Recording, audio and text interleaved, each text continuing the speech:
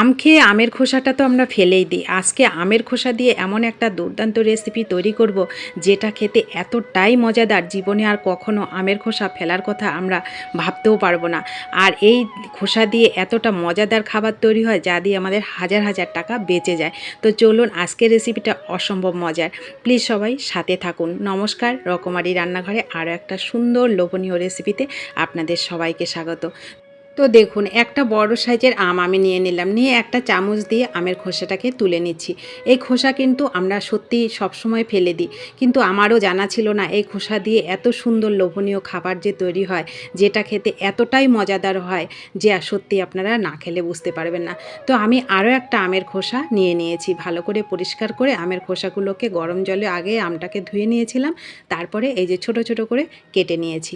তো আমটাকে এমনভাবে খোসাটা ছাড়িয়েছি যেন আমটা একটু থাকে, সেভাবে খোসাটাকে ছাড়াতে হবে। তো নিয়ে নিলাম। এইবার উনুনে কড়াই বসিয়ে আমি এই যে দিয়ে দিলাম পাঁচফোড়ন আর শুকনো লঙ্কা, একটুখানি তেল দিয়ে, এখানে 1 থেকে 1.5 চামচ মতন তেল দিয়েছি। পাঁচফোড়ন আর শুকনো লঙ্কাটাকে ফোড়ন দিলাম, তারপরে আমটাকে দিয়ে দিলাম, দিয়ে একটু ভালো করে একটু ভেজে নেব তেলের মধ্যে। লবণ, হলুদ আর একটু জিরের গুঁড়ো দেবো, ব্যাস এইটুকু মশলা দিলেই হবে। আর একটু ঝাল করার জন্য আমি আরও একটু লঙ্কার গুঁড়ো দিয়ে দিলাম। এই খাবারটা ঝাল ঝাল হলে খুব সুন্দর চটপটা হয়।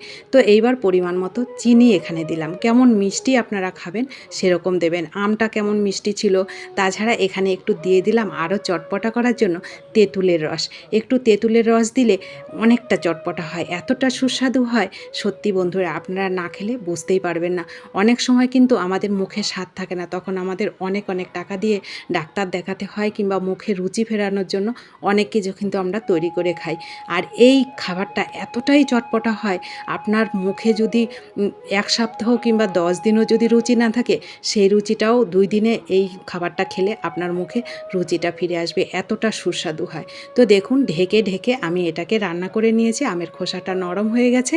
এইবার আমি এখানে দিয়ে দিলাম পাঁচফোড়ন, জিরে, ধনে একটু ভেজে গুঁড়ো করে নিয়েছি, ওটা এখানে দিয়ে দিলাম 1/2 চামচ মতন। অনেকটা চটপটা হয় আর অনেক সুন্দর একটা ফ্লেভার হয়। তো দেখুন, রেডি হয়ে গেল চটপটা লোভনীয় রেসিপি, যেটা দেখলেই বন্ধুরা আপনাদের মুখে মানে জল এসে যাবে, এতটা চটপটা এই খাবারটা খেতে হয়।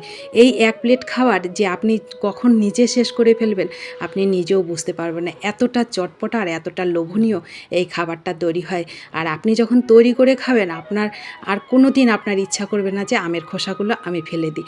এতটা মজাদার আর এতটা সুস্বাদু এই খাবারটা খেতে হয়। তো রেসিপিটি কেমন লেগেছে কমেন্ট করতে কিন্তু ভুলবেন না। ভালো লাগলে অনেক অনেক শেয়ার করবেন আর সাবস্ক্রাইব করে পাশে থাকবেন যারা নতুন বন্ধু আছেন। আর পুরানোদেরকে অসংখ্য ধন্যবাদ ও ভালোবাসা। দেখা হবে আপনাদের সঙ্গে নতুন কোনো রেসিপিতে। ততক্ষণ সবাই ভালো থাকবেন, সুস্থ থাকবেন। আর ভিডিওটি ভালো লাগলে ভিডিওটিতে লাইক করতে কিন্তু ভুলবেন না। ধন্যবাদ সবাইকে রেসিপিটি শেষ পর্যন্ত দেখার জন্য।